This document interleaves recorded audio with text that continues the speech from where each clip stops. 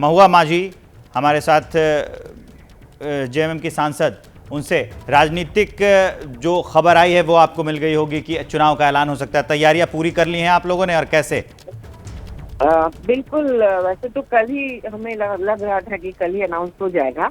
कल 3 बजे का हम लोग उम्मीद कर रहे थे, लेकिन नहीं हुआ कल, तो आज होगी। तो कोई बात नहीं है, पार्टी पूरी तरह से तैयार है और इस बार निश्चित रूप से फिर से हमारी सरकार वापस आएगी, ऐसा हमें पूरा विश्वास है। अभी होना है चुनाव आयोग की जो प्रेस कॉन्फ्रेंस है और आज ही आप कह रही हैं, इतनी कॉन्फिडेंट कैसे हैं कि सरकार वापस आएगी? बिल्कुल, क्योंकि काम इतना ज्यादा हुआ है यहाँ पर। भाजपा भी यहाँ पर 2000 साल से थी, 2024 तक में उन्होंने करीब 17 साल 18 साल तक भाजपा का कार्यकाल रहा झारखंड बनने के बाद से, और उनके कई मुख्यमंत्री रहे।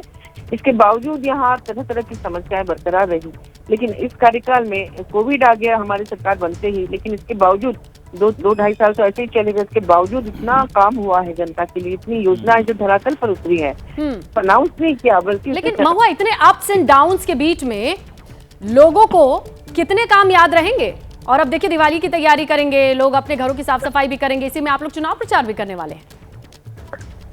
देखिए, चुनाव प्रचार अलग से बहुत ज्यादा करने की जरूरत नहीं है। जब जनता के बीच जाके आप काम करते हैं और उनका विश्वास हासिल करते हैं तो अलग से बहुत ज्यादा मेहनत करने की जरूरत नहीं पड़ती। काम बोलता है और अंतिम व्यक्ति तक विकास का लाभ पहुंचाने की कोशिश माननीय हेमंत सोरेन जी ने की है।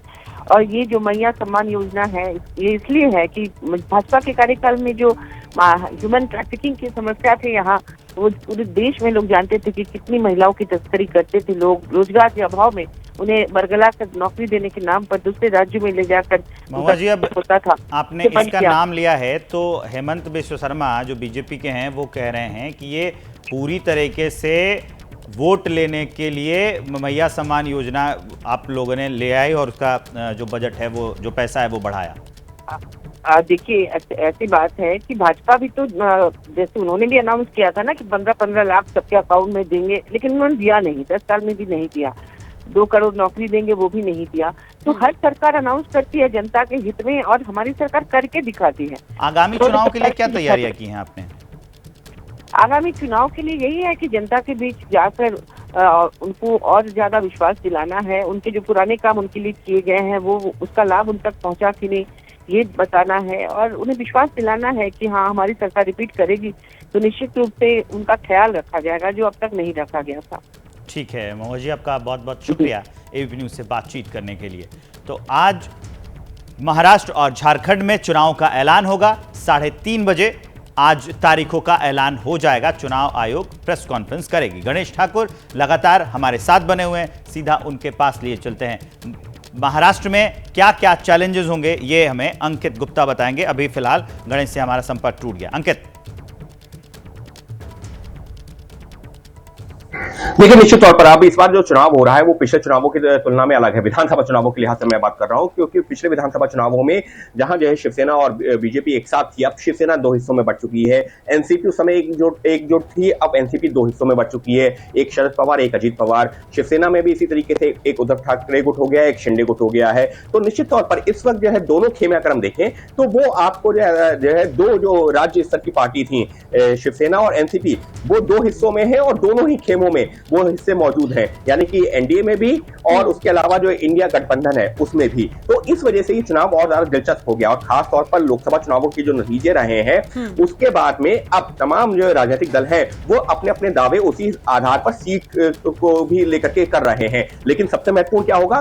सबसे महत्वपूर्ण होगा अब इस चुनावों की आज की तारीख के बाद में सीट एलोकेशन, यानी कि किस जो राजनीतिक दल को, यानी कि किस गठबंधन में किस राजनीतिक दल को कितनी सीटें मिलती हैं। और यकीन मानिए ये बहुत आसान तो नहीं होने वाला है, लेकिन हाँ, ये भी जो है काम अब जल्द ही आपको देखने को मिलेगा कि आपको आपके सामने वो जानकारी आएगी कि महागठबंधन में, यानी कि जो है एनडीए की बात की जाए या इंडिया गठबंधन की बात की जाए, किसमें किस राजनीतिक दल को मिली है कितनी सीटें। जी बिल्कुल अंकित, और जिस तरीके से आपने जिक्र किया लोकसभा चुनाव का, लेकिन लोकसभा चुनाव के नतीजे और हरियाणा में विधानसभा चुनाव के नतीजे, इन दोनों ने बहुत सारे जो राजनीतिक पंडित होते हैं उनके ज्ञान को, उनके समीकरण को फेल किया। देखना होगा कि महाराष्ट्र के इस इलेक्शन जिसकी डेट्स आज अनाउंस हो जानी है 3:30 बजे, किस तरीके से वहां की जनता देखने वाली है।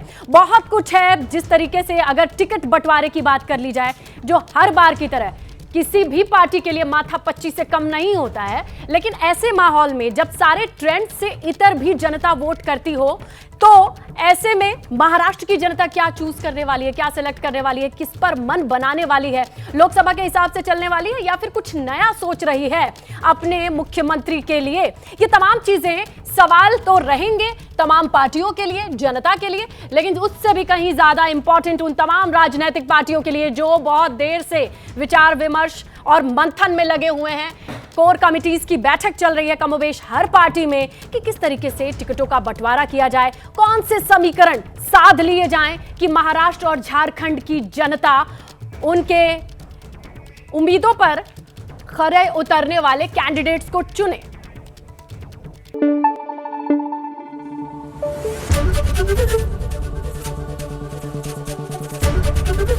एबीपी न्यूज आपको रखे आगे।